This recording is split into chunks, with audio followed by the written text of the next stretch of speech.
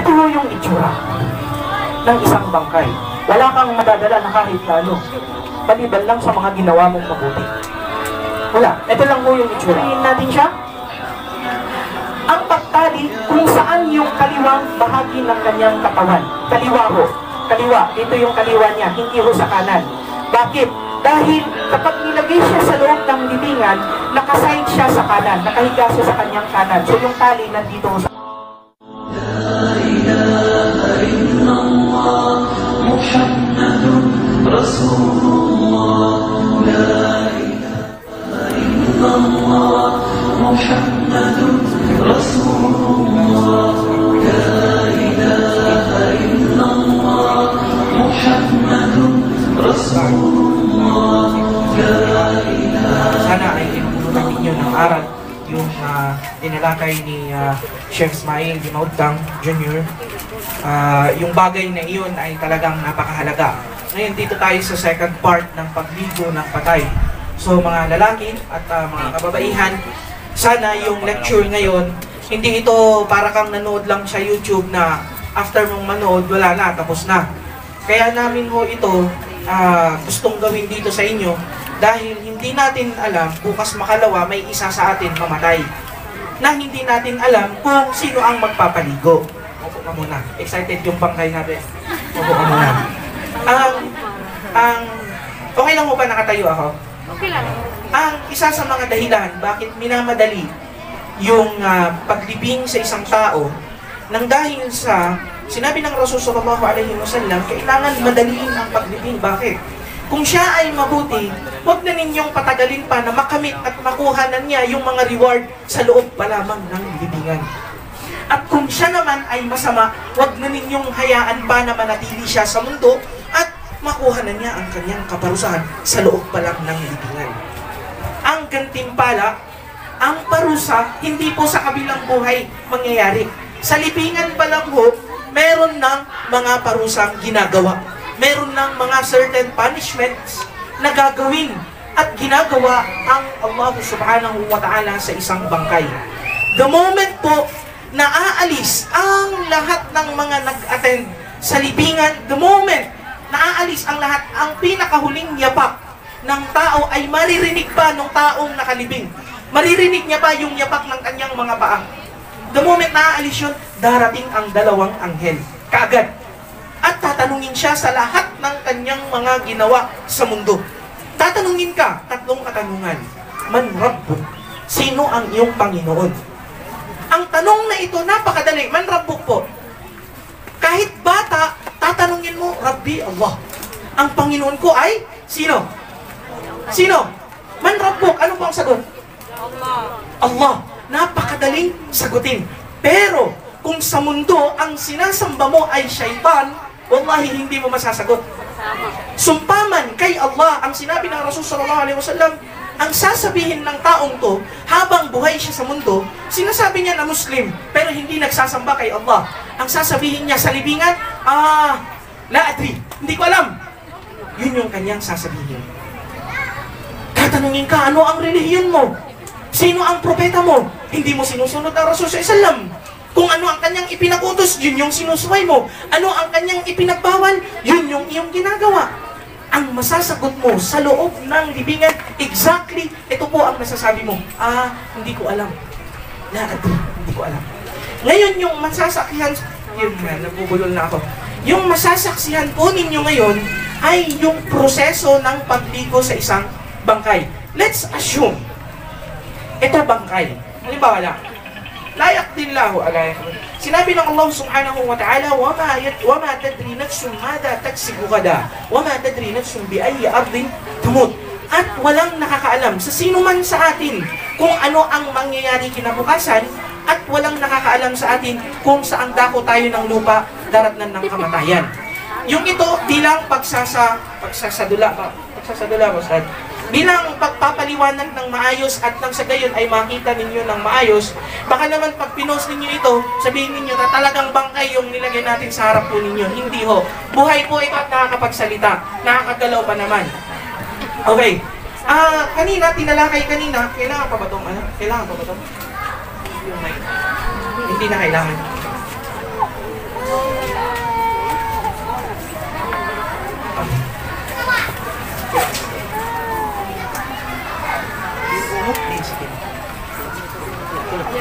Kaya ba nito? Ha? Ay, si Hisham? Hisham, ha? Ganito kang Hisham. Mas magaan. Kung meron sanang mas maliit pa sa kanila, mas mainam. Si Salman lang yung nakikita ko man.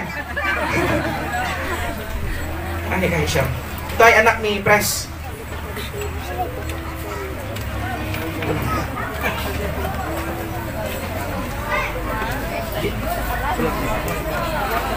Bismillah. Mamaya na start. Tawagin natin sa pagkaan. Ilan lang ka? Higa ka lang as if bangkay ka na. Okay. Nabanggit kanina na ang mata ng isang bangkay ay titirik.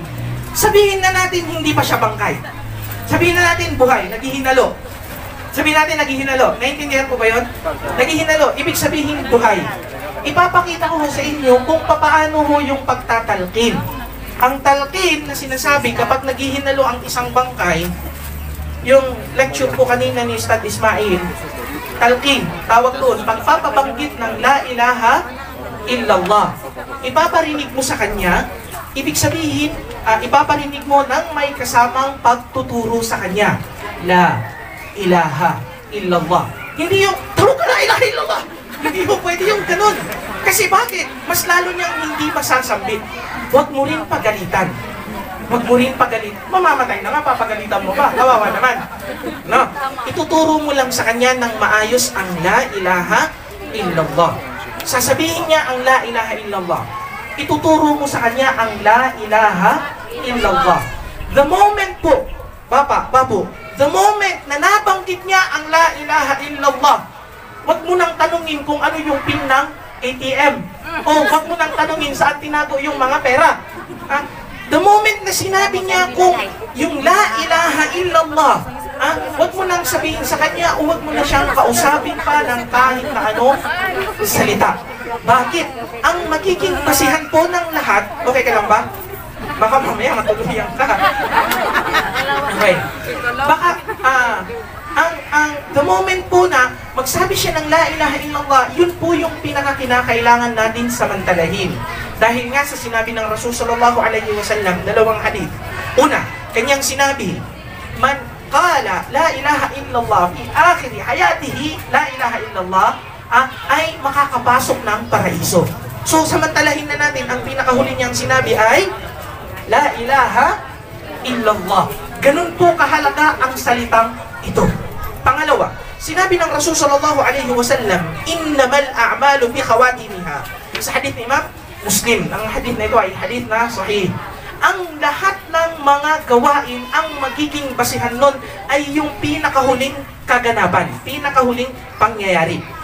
Pangatlong hadith, sinabi ng Rasul sallallahu alaihi wasallam, muttafaq alayhi ang hadith na ito mula kay Abi Hurairah, sabi niya, wa innar rajula, pakinggan niyo po yung hadith, wa innar rajula la ya'malu 'amala ahli al-jannah wa huwa min ahli an-nar. Wa innar rajula la ya'malu 'amala ahli an-nar wa huwa min ahli al-jannah. Ang isang tao, ang isang lalaki o ang isang babae, nakikita natin ang kanyang ginagawa, lahat ng kanyang ginagawa ay gawain ng gawain taga-paraiso. Nagsasala, nagsasadaka, nagsasaka, gawaing mabuti. Subalit siya ay kabilang sa mga taga-impyerno. Wow. At ang isang lalaki na gumagawa ng gawaing taga-impyerno, lahat na ng masama, name it, he has it, ika nga. Ginawa niya na ang lahat ng mga gawain ng taga-impyerno. Umiinom ng alak, nagsisina, nagnanakaw, nagririba. Lahat ng mga gawain ng ahlin nar, wa huwa min ahlil jannah, pero makakapasok ng paraiso. Bakit ito? Dahil lang ito, isa ito sa mga dahilan, dahil lang sa kanilang mga huling mga ginawa. Maaring ang isang tao gumawa ng mga mabubuti, pero sa huling sandali, ang kanyang ginawa ay nagtambal kay Allah subhanahu wa ta'ala. O di kaya naman, maaari na ang taong ito, sa nakikita ninyo bilang panglantarang nakikita ninyo, mabubuti, pero ang lahat ng ito ay pagpapakitang tao. Dahil nagka sa masjid, pagsambayang, o kaya, para lang makita ni Babo, ni Bapa, ni Bay, ni Datu, na nagsasala. Subalit ang lahat ng kanyang ginagawa ay hindi para kay Allah. Pangalawa, Yung isang tao na nabanggit kanina sa lecture, balik Islam, o isang taong naghihinalo, hindi siya Muslim in general, hindi rin nag-Muslim, hindi nagsasala, hindi nakapagsadaka, hindi nakagawa ng mabuti. Sa huling hininga ng kanyang buhay, ang kanyang ginawa ay naniwala kay Allah subhanahu wa ta'ala na walang ibang Diyos na dapat sambahin maliban kay Allah. Yun ang magiging basihan ng Allah subhanahu wa ta'ala. Isang kondisyon, kailangan bukal sa kanyang loob ang kanyang sinasabi. Kailangan bukal sa kanyang loob ang kanyang sinasabi. Now, may tanong po ako. Alam ba natin kung kailan tayo mamamatay? Yes or no? Hindi. Kaya kinakailangan natin gumawa ng ibada. Hindi natin alam, makitilan na tayo ng buhay nang wala na tayong chance na makapagsabi pa ng La ilaha illallah.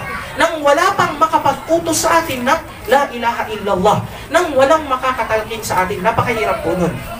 Ang isang tao, kinakailangan, handa siya bukas, mamaya, mamatay. Ang isang tao, tandaan nyo ito, kailangan handa ka, namamatay ka, anumang oras ngayong araw, bukas, makalawa. Kapag hindi ka handa, ibig sabihin nun, malaking question mark kung ano ang magiging kahihinatnan mo sa kabilang buhay. Hindi lang doon, sa loob pa lang ng libingan, meron ng mga parusa. Simulan po natin yung proseso ng pagdigo ng bangkay. Tapos na tayo sa talqin. Tapos na tayo sa pagsabi ng La ilaha illallah.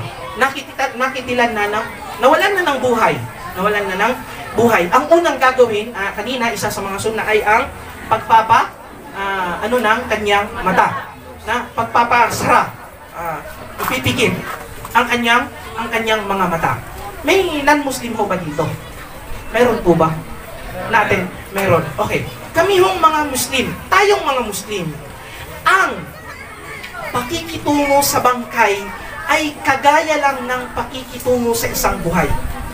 Ang lalaki bang musugot ka, make upan ka? Dili. Buhay pa tayo. Ako bilang lalaki, bakit ako magpapamake up? Tama. Hindi ako papayag. Hindi rin maaari sa isang bangkay na gawin mo yung mga bagay na kung saan ay porket bangkay na, sasamantalahin mo ang lahat. Bubuksan ang tiyan, kukunin yung lahat ng laman, lilinisan, ika nga. Hindi ho ginagawa sa Islam ang pag-iimbalsama. Yun ho yung pag-iimbalsama. Bubuksan mo yung ito, mga pathology ata ang gumagawa nun, no? So, tatanggalin ng dugo, tatanggalin ang lahat ng mga laman loob sa iyong katawan. Pagkatapos nun, papupugiin ka, papapagandahin ka. Yun ang proseso. Hindi pa ako nakakita personally ng proseso ng pagdigo o paglinis ng bangkay sa mga non-Muslim. Hindi pa ako nakaka-witness. Pero ang alam ko, yun nga, yung bubuksan ang kanilang yung tiyan. Ito, mula sa kanyang dibdib hanggang sa kanyang tiyan ay bubuksan. Sa Islam ho ay hindi ho ganun. Kung papaano ang pagtrato sa isang bangkay, ganun din ho sa isang buhay. Baliktad. Kung papaano ang pagtrato sa isang buhay, ganun din mo sa isang bangkay. Halimbawa lang ho ito. Halimbawa, ang kanyang buto ay nabali. Na-aksidente, ay sige, motor lagi. Na-aksidente, nabali ang kanyang buto. Pakihawak, Ustads. Okay. Ayan. Nabali ang kanyang buto. Paano ho ba ang proseso ng paglinis o yung pag-ayos ng kanyang kamay? Hindi ho yung kunin mo na lang ng ganon at hihilain mo. Hindi po pwede. Kinakailangan malumanay. Okay? Kinakailangan malumanay. Hahawakan mo yung dulo ng kanyang mga joint at uunti-untiin mo. As I've said, hindi mo pwedeng baliin lalo yung kanyang kamay. Instead, kailangan ayusin. Meron palang wireless. Ayun. Kawawa naman si Ustad Ismail. Ginawa lang assistant. Walang baterya. Uy, patay na ka, uy. Sige lang. Okay, habang inaayos yung microphone, nakita ko ba ninyo yung papaano yung pagtrato sa kanya? Ano pa yung pinakamahalagang pagtrato sa isang bangkay? Pinakamahalagang pagtrato sa isang bangkay ay ang pangalagaan na hindi makita ang kanyang aura. Lalaki man o babae. Kung babae ito, kailangan puno ang pagtabon ng kanyang ng malong o ng tuwalya sa kanyang katawan. Hindi ho maaari na papaliguan natin yung bangkay tapos ganyan, open. O sige lang, para magtuunpod mo, liguan na mo. Hindi ho ganun yun. As much as possible, sarado yung area. At sino bang magpapaligo? Halimbawa, asawa namatay. Sino bang magpapaligo sa kanya? Yung asawa niya rin. Si Abu Bakar radiyallahu anhu, nung siya ay namatay, ang nagpaligo sa kanya ay yung asawa niya. Si Ali radiyallahu anhu, ang ibang mga sahaba, na kapag sila ay namatay, yung kanilang mga partner din ang nagpapaligo sa kanila.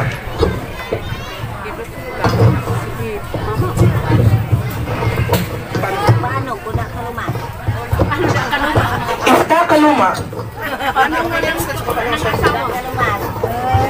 Pwede pa naman tanongin. Pwede Ayan. magtanong. Ifta kaluma na, pila ginawa. Okay, paano ba yung paghuhugas? Sino yung maghuhugas? Magandang tanong ko yun. What if walang husband, walang wife? Walang husband, walang... Naririnig ba ako ng mayos? Mga dapat ganun yung wala call center ba? Ayan. Mic test. Okay lang ka? Hoy, matubag na bang kayo eh? Okay. Halimbawa ho, ganito natin naabutan. Sino ba yung maghuhugas sa bangkay? Ang unang maghuhugas sa kanya o sa bangkay, kung lalaki ang namatay, lalaki ang maghuhugas. Maliban na lamang po kung mag-asawa. Halimbawa, mag-asawa. May namatay, lalaki. Husband. May asawa yung taong yun. At ready yung babaeng yun na siya yung magpaligo sa kanyang husband, wala akong problema doon. Pag sinabi niya, ay, gagilakanan ko, takot ako, ayokong maghugas ng bangkay. So, pwede siyang magtawag ng kapwa lalaki din. Sino ba ang dapat? Sino yung pinakamalapit sa kanya? Siya yung dapat may karapatan, pinakakarapat dapat na maghugas ng bangkay. Naiintindihan po ba yung side na yon? Hindi po si Ustads. Hindi si Ustads. Ito si Ustads to. Dapat siya yung tawagan niyo si Ustads. Minsan yung Ustads siya pa yung nai-stress. Bakit ako yung magpapaligo dyan? Bangkay niyo yan. Di ba? Unless yung Ustad willing na magpaligo ng bangkay. Okay? So, ang una ho talaga ay yung tayo sa sarili natin ang magpaligo. Kaya may narapat namin na gawin ang ganitong klase ng workshop para kayo mismo ang magpaligo sa bangkay ninyo kung merong mamatay isa man dito na hindi natin alam kailan. Okay? Bago ho yun lahat, meron ho dito sa Purok Bangsamoro kay isa-isahang magsala dito sa General Santos City na liguan ng patay. Isang area po na talagang liguan lang ng patay. Katabi lang ho ng masjid dyan sa Purok Bangsamoro sa may masjid Abu Bakar. So, pwede hong dalhin natin doon yung bangkay, pwede hong doon natin paliguan. Okay, dahil yun ay para sa lahat. Wala hong nagmamayari nun kundi tayo din. Ganito ang itsura ng bangkay na naabutan natin. Ano nga ba yung dapat nating gawin? Ang kauna-unahang gagawin sa isang bangkay ay kinakailangan matanggal ang kanyang mga damit. Kinakailangan matanggal ang kanyang mga damit. Okay? Sa papaanong paraan, hindi mo na ho kaya kasi ang joints po ng bangkay, kapag namatay ho yan, matigas. Kaya kinakailangan malumanay yung paghawak sa kanya. Okay? So, kapag ganito na ho yung estado niya, ang mangyayari lang, ang gagawin mo lang, ang solusyon dyan ay gugupitin. Gupitin natin lahat ha. Okay ha? Gugupitin ho yung kanyang mga damit. Okay? Gugupitin pati yung pang-ilalim. Okay? Bakit nga ba may saklot na ganito? Mula sa kanyang tuhod hanggang sa kanyang pusod. Nang sa gayon ay maiwasan na makita ang kanyang maselang bahagi ng katawan. Hindi ho maaari na, tanaw na to, ibe? Wala hong ganun. Hindi ho. Hindi rin maaari sa isang taong nagpaligo na ikwento niya kung ano yung kalagayan mismo ng bangkay. Siya mag-usap. Ano? Yung nagliligo siya, pag itismiss niya yung usap. Hindi ho maaari yun. Okay? Now, halimbawa nagupitan na natin, natanggalan na natin ng damit. Okay, maliwanag na yun. Wala na siyang damit ngayon. I-assume natin na wala siyang damit. Ang gagawin natin ay papalambutin ho yung mga joints ng kanyang katawan. Papalambutin. Kagaya lang nung ginawa natin kanina, hahawakan ho yung dito at papalambutin. Kung kaya pa ho. Kung kaya pa. Okay? Kung kaya pa. Papalambutin lang ang lahat ng joints ng kanyang katawan. Bakit? Ito po yung magpapadali sa atin sa pagligo ng isang bangkay. Makikita nyo rin ho mamaya. Yung kanyang tuhod, ganun din. Itataas lang ng bahagya. Hindi po itataas ng sobrang taas. Bahagya lang ho, maging ang kanyang paa ay bahagya lang din na papagalawin para lang lumambot yung kanyang mga joints kahit pa panandalian lang. Pagkatapos po nun, ang pinakaunang gagawin ay puhugasan yung baselang bahagi ng kanyang katawan. Sa papaanong paraan? Asang balde? Yan. Kung wala ho kayong hose, ako ay suggest dapat may hose. Pero hindi naman sa lahat ng area mayroong hose. Balde ho talaga ang kadalasan. Sa magsalaho namin, yung dyan sa may puro ka Bangsamoro, may faucet ho talaga, may bidet. Ika nga na i-spray mo na lang. Kung meron hong ganun, hindi ka pa rin nabigyan ng pahintulot kahit pa ama ka, kahit pa kapatid ka, maliban sa asawa, na makita ang kanyang aura. Itataas mo lang at i-spray mo lang ng ganun. I-spray mo lang. Ganun din kapag tabo. Ang gagawin mo lang ay itataas mo ang bahaging ito at ibabasa. Hindi ho bubuksan at titignan at tsaka mo hugasan, lilinisan. Hindi ho ganun yun. Na gaganunin mo, pagkatapos nun tsaka mo hugasan. Hindi ho maaari yun. Sa lalaki at sa babae, yung nakikita po ninyo, ang pinagkaiba lang, yung pagtakip lang nung lalaki at babae. Dahil lalaki yung meron tayo dito sa harap. So, pagkatapos nun, isa sa mga magandang gawin. Pero hindi kailangan na exaggerated. Hindi kailangan na magmalaki sa paggawa. Ay yung pagtaas sa kanya, at kaunti lang ho, bahagya lang ho ulit, at ipipress lang yung kanyang tiyan. Pero hindi ganito na pag-press, instead ito ho. Yung pag-press lang sa kanya, nang sa gayon ay maubos lang o mawala lang yung mga naka-ready nang ma-dispose. Ika nga, ready nang ma-dispose. Huwag nyo hong pigain. Huwag nyo hong itulak para lang malinis siya. Hindi ho ganun. Bahagya lang ho na pagtulak. Kung walang lalabas, alhamdulillah, lilinisan siya ng ano. So, pangunahin, of course, kailangan ng gloves sa taong magliligo ng bangkay. Yan. Gloves tayo. Para feel na feel yun mo. Okay. Nasusundan ba yung ginagawa natin? Baka naman mamaya magtatanong pa kayo kung ano ang proseso from A to Z. Alhamdulillah, nasusundan ninyo.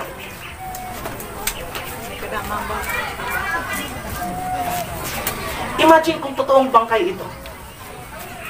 Diba? Imagine kung ikaw yung pinapaliguan na ngayon nang hindi ka pala handa mamatay. Allahu Akbar. Diba? So, ngayon, nahugasan natin ang kanyang maselang bahagi ng katawan. Start, makisuyo ako ngayon. Start, Ang unang bahagi, ang unang gagawin natin ay uhuhugasan ang kanyang buong katawan. Mauuna ho ang kanyang ulo. Natapos na natin ang maselang bahagi, mauuna ho ang kanyang ulo. Kasi ang gagawin natin mamaya after siyang hugasan ay ipaghuhudo siya. Wudu, kung paano tayong magwudu. Okay? Ngayon ay lilinisin muna natin siya pansamantala, huhugasan lang. Yung isang wash lang, ika nga, panglinis lang sa kanya. Okay, paano yung paghugas sa kanyang mukha, yung sa ulo? Halimbawa, assume ka, kailangan mong takpan ninyo yung kanyang ilong, pati ang kanyang bibig, nang sa gayon, wag lang siyang pasukan ng tubig. Kung maaari lang hanggang ang kanyang tenga, na-experience ng mga nanay yung paghugas sa mga bata, yung hahawakan yung tainga ng ganito, ganyan, pero mahirap yun, naabutin din ito bata eh. Tatakpan mo ng ganito yung paghugas, wag lang pumasok yung tubig sa yung mga butas ng kanyang mukha. Ganon, halimbawa, bubuhusan, ganyan, ay, hindi na ako makahinga. Wala, ito ka gito, okay, Ramana. Kadali, Raman. Uy, hindi isa. Umiyak, iniisip niya, ano na. Okay, tatakpan, tumulo pa lang yung tubig. Okay, tatakpan mo dito yan, tapos huhugasan. Tapos yung buong katawan naman niya ay huhugasan. Ang challenge dito, paano bang nahuhugasan ang likod na bahagi? Unahin natin ang kanan. Hugasan mo ito, Stan. Hugasan mo. Ganyan. Huhugasan mo lang. Hahawakan yung kamay. Sabihin natin ganyan. Hawakan yung kamay. Hugas lang ho ito ha. Hugas lang. Paunang hugas lang. Ang kanyang paa. Hugasan doon. Ang paa. Ganyan. Hugasan ng paa. Pagkatapos ay hindi ka magpuproceed ka agad sa kaliwa. Huhugasan muna yung likod na bahagi ng kanyang kanang katawan. Paano yun? Kailangan kukunin ito. Yung kanan sa kanan, at kukunin din ito. Itatabi mo lang na ganyan. Pagkatapos nun, hihilain mo pa ganyan at yung maghuhugas na kasama mo. Kaya ho, hindi kaya ng isang tao lang ang magpaligo ng isang bangkay. Gayon din, sa kanyang kaliwang bahagi ng katawan, huhugasan ng kaliwa, pagkatapos ipupush siya papunta doon at huhugasan ang likod na bahagi ng katawan. Jazakallahu khairan. Pagkatapos ho nun, ano ang gagawin? Natapos na natin hugasan ng paunang paghugas. Ang gagawin natin ay ipagwuwudu siya, yung bangkay. Tayo ang magwuwudu sa kanya. Bangkay na siya, hindi niya na kayang maghugas. Huhugasan ang kanyang mga kamay. Hugasan natin, Ustad. Huhugasan ang kanyang mga kamay. Huhugasan ang kanyang mga kamay. Ganito ho tayong magwudu. Una ang kamay. Okay? Huhugasan po ang mga kamay. Pagkatapos nun, ang tanong, papaano bang hugasan ang bibig at ang ilong? Kanina, kung makita ninyo, tinakpan natin ang kanyang ilong at ang kanyang bibig. Now, kukuha ako ng bahagyang tubig at ipapasok ko sa kanyang bibig. Makikita ko ba ninyo? Okay lang ba? Okay. Ipapasok ang iyong daliri at ipupunas mong ganun sa kanyang bibig. Naintindihan ko ba ninyo? Kukuha at ipapasok sa kanyang, ipapasok sa kanyang bibig. Pagkatapos nun, ang sa ilong ay sa labas lang ho. Hindi na ho maa-applika dito yung tinatawag sa hadith na yung pag-istinsyak at pag-istintar na ipapapasok yung tubig at ilalabas din. Paano niyang singahin? Bangkay na nga. Ha? So, huhugasan lang din yung kanyang ilong sa labas na bahagi ng kanyang ilong. Pagkatapos nun, ay ang kanyang mukha. Sa paghugas ng kanyang mukha, uulitin natin, kailangan takpan ang kanyang bibig at ang kanyang ilong at huhugasan ang kanyang mukha. Pagkatapos ng kanyang mukha ay ang kanyang kamay. Ang kanyang kamay. Hugasan mo, Ustad? Okay. Hanggang sa kanyang siko. Hanggang sa kanyang siko. Ito po ang huhugasan na bahagi. 3 beses po ito na huhugasan. Pagkatapos nun ay ang kaliwang bahagi ng kanyang kamay, yung kanyang hanggang siko pa din ang huhugasan. Pagkatapos nun ay ang kanyang ulo, kukuha lang ng tubig. Ganun din kung paano kang magbuto. Exactly, kukuha ka ng tubig at pupunasan mo itong kanyang ulo at nilinisan ang kanyang tainga. Pupunasan mo ang kanyang ulo, pagkatapos ang kanyang tainga. Pagkatapos ay dito tayo sa kanyang paanang bahagi. Ayan, huhugasan hanggang sa kanyang bukong-bukong o ang kanyang sakong, angkel. Yan ang huhugasan na bahagi ng kanyang paa kanan. Pagkatapos ay kaliwa. Tapos na ho tayo. Sa pagbubudo pa lang, papaliguan natin ngayon yung bangkay. Dahil sa wala tayong sidir dito sa Pilipinas, sidir isa itong uri ng panglinis din sa isang bangkay. Pero dito sa Purok Bangsamoro meron tayo. Sa Purok Bangsamoro na magsala na liguan ng bangkay, meron pong sidir. Ano ho yung sidir? Hinahalo ho yung sa balde, tapos yun yung pinanghuhugas. Kung wala naman, ay maaaring sabon na ang ating ilagay. Paano yung proseso? Ayaw na to, sir. Ang proseso ho nun ay mauuna ulit ang kanyang ulo. Huhugasan ang kanyang ulo nang meron ng kasamang sabon. Pagkatapos nun ay huhugasan ang kanang bahagi ng kanyang katawan. Pag umabot ka ho dito sa maselang bahagi ng katawan, set, hindi mo ho kailangan nabuksan o tignan. Papapasukan mo lang ng ganon para matanggal lang. Okay? Pagkatapos nun ay yung kanang bahagi ng kanyang kamay, uulitin natin yung gaganunin siya. Pagkatapos nun ay huhugasan yung kanang bahagi at mauulit yun yung sa kanyang kaliwang bahagi ng kanyang katawan. Unang proseso ho yun. Ulitin natin. Ang ginawa natin, pinalambot ang kanyang mga joints ng kanyang katawan. At isa sa mga sunna din pala ay yung aahitin natin yung kanyang buhok sa kanyang kilikili at kung mahaba man ang kanyang bigote ay gugupitin ito o babawasan. Isa yun sa mga magandang gagawin sa kanya. Pagkatapos natin siyang unang hugasan ay i-ablution sa kanya. Mag-ablution. Pagkatapos nun ay magsisimula tayong hugasan siya ng may kasamang sabon kung wala man tayong sidir. Okay? Nasusundan pa ho ba? Okay. Pagkatapos nun ay tubig na naman. Ang ipanghuhugas sa kanya, kung sa tingin ninyo ay marumi pa rin ang bangkay. Kahit na pinaliguan sa una, pwede ho natin itong ulitin. pwede ho natin itong ulitin. Gagawin ulit yung may kasamang sabon. Pagkatapos nun ay tubig na lang talaga. Tubig lang ho talaga. Hugasan ng ulo, kanang bahagi, ang kanyang salikurang bahagi, kaliwang bahagi ng kanyang katawan, at kaliwang bahagi ng kanyang ng kanyang katawan ang mahuhugasan. Sa pagkakataong yun ho, ay natapos na natin na mapaliguan ang bangkay na meron tayo. Ang gagawin natin, kinakailangan na mapunasan ang kanyang katawan. Pupunasan ho ng malumanay. Hindi ho yung parang irarap natin para lang matuyo. Hindi ho. Malumanay pa rin na pagpunas. Ganun pa rin ho. Kung paano tayong naliligo, na ganun din ang pagtrato natin sa isang bangkay. Pupunasan ang kanyang katawan. Ito yung kailangan natin mapalitan. Yung malong na meron siya ngayon, na nakasablot. Pwede ho itong malong, pwedeng tuwalya. As long as hindi makikita yung kanyang aura. Ang gagawin natin, ilalagay yung tuwalya sa ulunan. Pagkatapos ay hahawakan yung nasa itaas at hihilain yung malong. So, magiging presko na yung pagpunas mo sa kanyang katawan. So, ito ho yung bagong itsura ng bangkay. Ayan.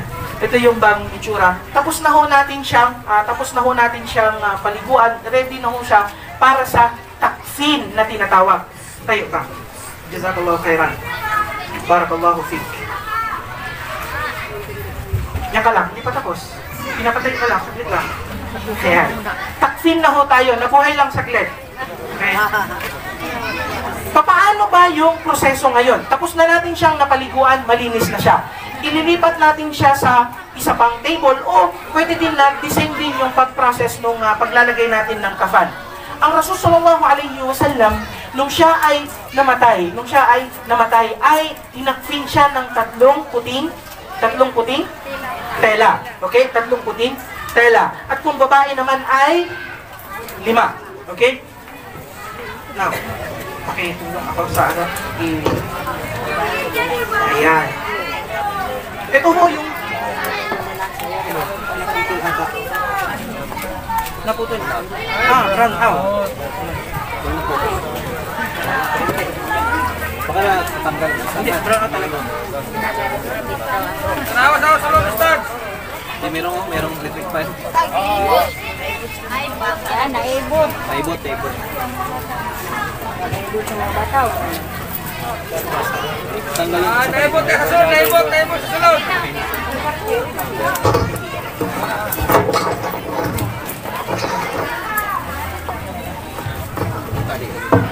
Ilagay sa ilalim. Okay. Makikita po ninyo yung kafan natin na meron tayo ngayon. Ito ho yung puti. Ang tali ho, nakadepende lang ho sa kailangan natin. Pwedeng 3, pwedeng 5, o pwedeng 7 tali ang dami ng ipagtatali natin sa bangkay. So, depende sa kailangan natin. Sa ilalim ito. Okay?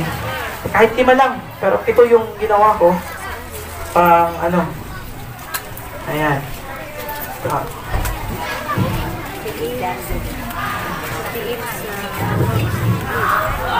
Ilan na? 4. Yung isa dito na sa ulo. Okay na yan. Yung ikalima dito sa ulo na niya. Okay? Ito yung... Halika.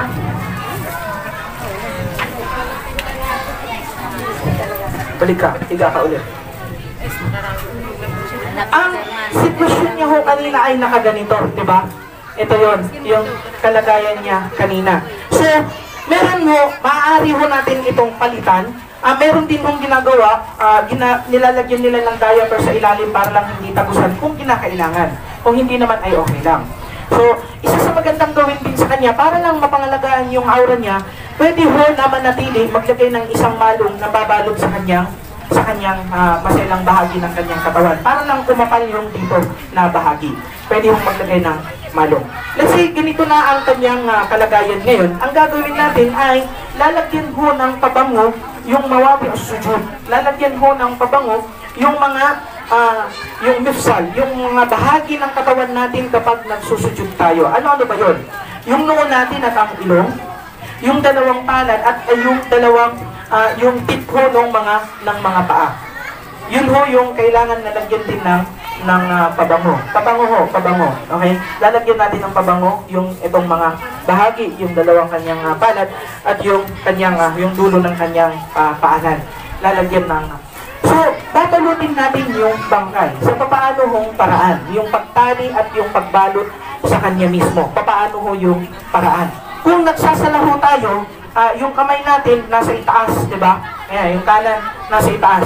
Yung dito naman ho, baliktad.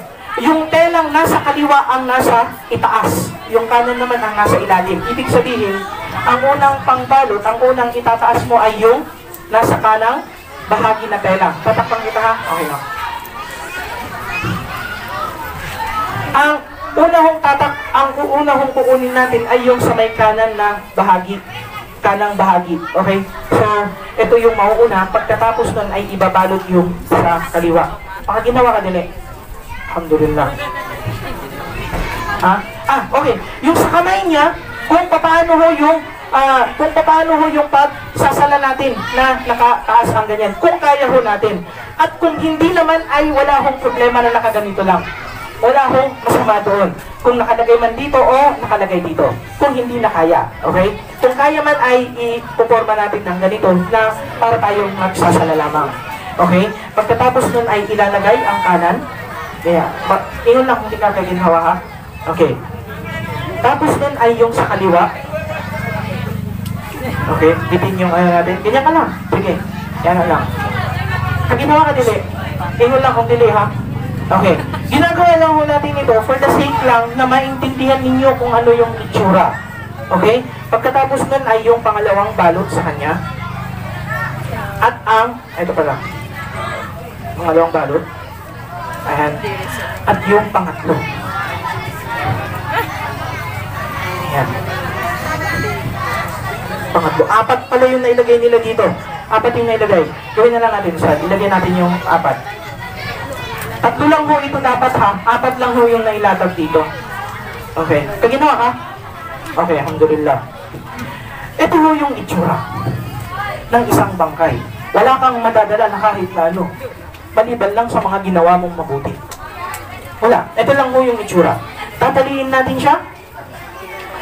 Ang pagtali kung saan yung kaliwang bahagi ng kanyang katawan. Kaliwa ho. Kaliwa. Dito yung kaliwa niya. Hindi ho sa kanan. Bakit?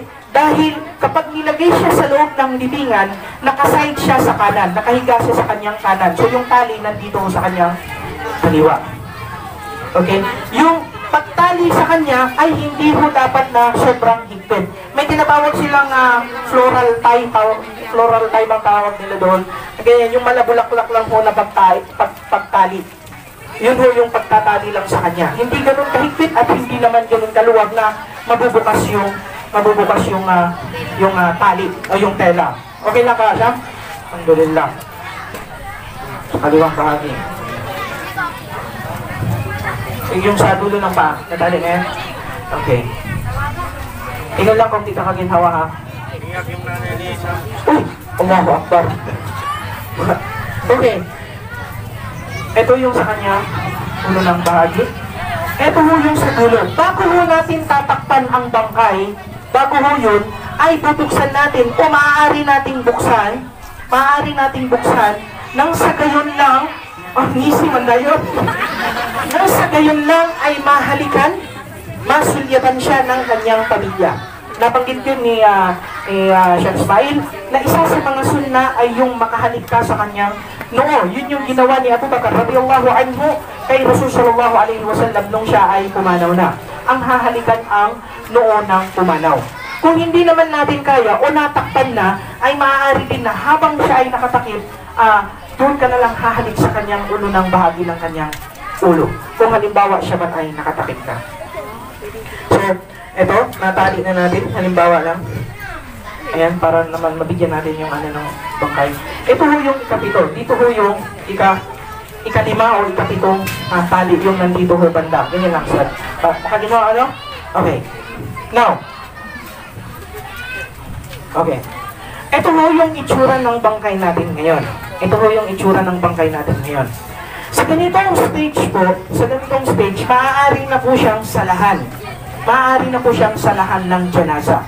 Ano ba ang sinabi ng Rasul sallallahu alaihi wasallam sa kanyang hadith? Kanyang sinabi, "Man shahida al-janazata hatta yusalla 'alayha falahu qirab. Wa man shahida al-janazata hatta tudfan falahu qiraban." Qila wa man qiraban ya Rasulullah? Qala al-jabalayn al-'azimatayn. Nung tinanong ang Rasul sallallahu alaihi wasallam, nung sinabi ng Rasul sallallahu alaihi wasallam, ang sino mang makasaksi ng janaza, pagligo sa bangkay, sino man ang makasaksi, hanggang sa siya ay salahan. Pagkatapos nun, yun ang kanyang naapinan, hanggang sa siya ay salahan lang. Sinabi ng Rasul sallallahu alaihi wasallam, makakakuha siya ng gantimpala na isang kirab. At ang sino man ang naka-attend ng janaza, hanggang sa siya ay ilibing, magkakaroon siya ng dalawang kirab. Ano ba yung kirab? Tinanong ang Rasul sallallahu alaihi wasallam, anong ibig sabihin ng kirab? Sabi ng Rasul sallallahu alaihi wasallam, dalawang malaking bundok na laki ng bundok Uhud. Laki ng bundok Uhud na gantimpala. Dalawang ganun ang makukuha mong gantimpala. So, ang gagawin natin ay maaari ho itong dalhin sa masjid, o kung hindi na natin madadala pa doon, kung saan siya ngayon, ay pwede ho tayong tumapat sa kanyang may unang bahagi ng katawan, yung imam, at yung ma'mum, ang isa sa mga sunna ay gagawing tatlong linya yung pagsasalam. Pagkatapos nun, tatapat ang imam, pagkatapos ang kanyang mga pamilya, nasa likod yung mga gustong sumama sa pagjajanaza. Magkakaroon ng takbir, magtatakbir, ganun po yung pagsasala ng janaza. Magtatakbir, Allahu Akbar, para kang magsasala lang, Allahu Akbar. Ano ba yung sasabihin sa unang takbir? Ang sasabihin sa unang takbir ay, Allahu Akbar, A'udhu billahi minash shaitanir rajim, Bismillahirrahmanirrahim, Alhamdulillahi Rabbil Alamin, hanggang sa huli ng Fatiha.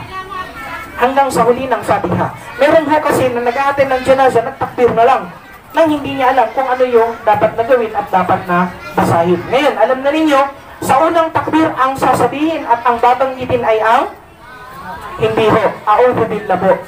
Okay? So, sa unang takbir, dapat magbasa ng Fatiha, pagkatapos ng A'udhu billah. Ganun po yun. Allahu Akbar, A'udhu billahi minash shaitanir rajim, Bismillahirrahmanirrahim, Alhamdulillahi Rabbil Alamin, hanggang sa dulo po ng Fatiha. Ar-Rahmanir-Rahim, Maliki Yawmiddin, Iyyaka na'budu wa iyyaka nasta'in, Ihdinas siratal mustaqim, siratal ladzina an'amta 'alaihim ghairil maghdubi 'alaihim waladdallin. Pangalawang takbir. Okay? Pangalawang takbir. Allahu Akbar. Ang sasabihin mo dito ay magsasalawat ka sa Rasul sallallahu alaihi wasallam. Paano ba yun? Magsasabi ka ng Allahumma salli ala Muhammad wa ala ali Muhammad kama sallaita ala Ibrahim wa ala ali Ibrahim wa barik ala Muhammad wa ala ali Muhammad kama barakta ala Ibrahim wa ala ali Ibrahim innaka Hamidun Majid. Pagkatapos nun, pangatlong takbir, ano ang gagawin? Magdudua tayo sa namatay. Allahumma ighfir lahu warhamhu wa'afihi wa'fu anhu wa akrim nuzulahu wa wasi' mudkhalahu wa wasilhu bil ma'i wal thalji wal barad wa naqhi min al khataya kama yunqqa thawbul abyad min ad danas. Sa isang hadith, sinabi ng Rasul sallallahu alaihi wasallam, Allahumma abdilhu daran khayran min darihi wa ahlan khayran min ahlihi wa dhurriyyatan khayran min dhurriyyatihi wa zawjan khayran min zawjihi. Sa isa pang hadith ay yung magdutua ang isang tao na palawakin ang kanyang libingan, sa loob ng kanyang libingan. Sa ganung punto ay natapos na natin ang proseso ng pagligo at yung pagsala sa bangkay. Una, jazakallahu khairan Hisham sa pag-volunteer. Hindi pag-volunteer, actually kinuha ko lang talaga siya, pinilig. Pangatlong takbir, na-excite ako, natapos na. Okay, sa pangatlong takbir, magtatakbir pa ho tayo ng ika-apat na takbir at magsasalab sa kanang bahagi lang. Ulitin natin. Unang takbir, anong gagawin? A'udhu billahi minash shaitanir rajim, Bismillahirrahmanirrahim, tapos magbabasa ng Fatiha. Pagkatapos nun ay Allahu Akbar. Ano ang gagawin? Anong gagawin ba pa? Ikadalawang takbir, ano ang gagawin? Magsasalawat sa Nabi, Allahumma salli ala Muhammad magsasalawat sa Nabi. Pangatlo ay ang magdudua sa kanya, magdudua sa bangkay. Pagkatapos nun, magtatakbir muli na ikaapat na takbir at sa kaunting pagpinto, kaunting pagtigil lamang ay magsasalam ka sa kanang bahagi lang. Allahu Akbar. Assalamualaikum warahmatullah. Yun ho yung proseso ng pagsasala, pagjajanasa. Pagpasok o paglagay sa kanya sa loob ng libingan. Ulitin ko, maaari o hindi maaari na, kinakailangan na tratuhin pa rin ang isang bangkay, kagaya lang din ng pagtrato sa isang buhay.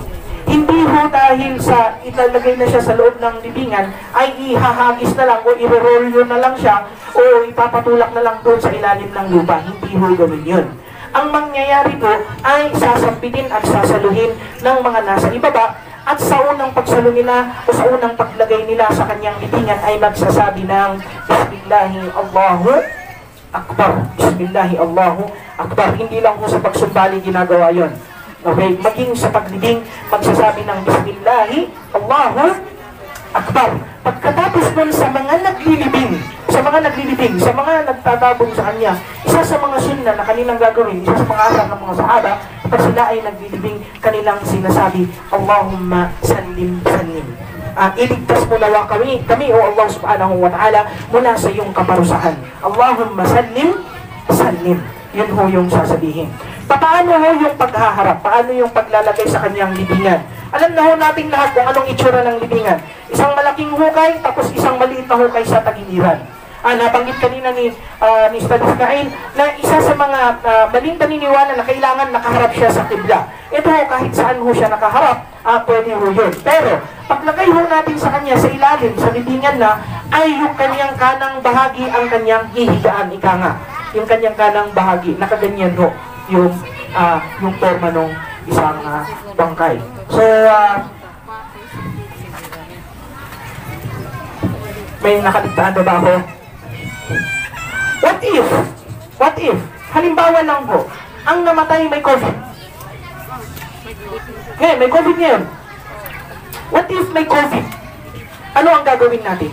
Maaari ba natin buksan ang kanyang bangkay o hindi para lang mapaliguan siya? Sa tingin mo ninyo? Hindi na. Litorura. Dahil sa ito ay kinakailangan. Bakit? Ang isang tao, kapag namatay ho, yung pulse ng kanyang katawan, yung mga butas-butas ho ng ating katawan ay nagbubukas. At ang paglabas ng mga mikrobyo at ng mga viruses ay mas malala kaysa sa pagbahin. Yung pag-atsing lang ng isang tao, mas malakas pa yung kanyang paglabas ng kanyang viruses sa kanyang katawan. So ika nga, kapag siya ay binalot na ng ospital, kung ano ho yung kanyang itsura ay maaari na natin paliguan kahit yung sa labas na bahagi lang ng kanyang katawan. Litorura, dahil yun po ay kinakailangan. Ibig sabihin ho, yun ay kailangan natin gawin. Wala tayong ibang choice. Kapag binuksan natin yun, mas mapanganib sa atin yun.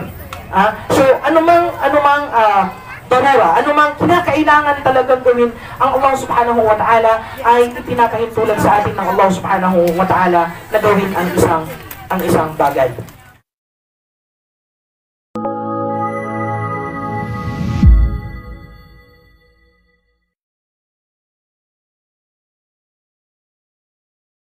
Mm-hmm.